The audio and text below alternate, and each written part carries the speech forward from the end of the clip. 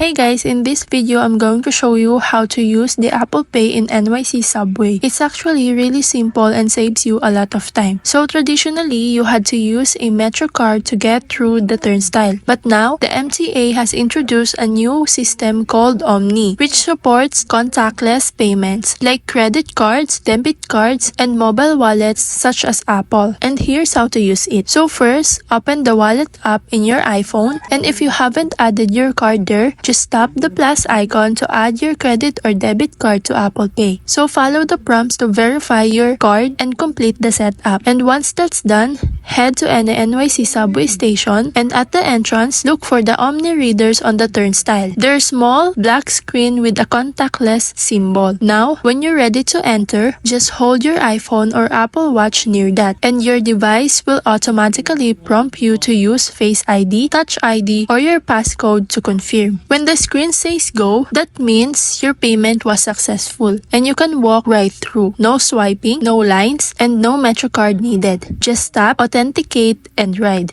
And that's it. Thanks for watching.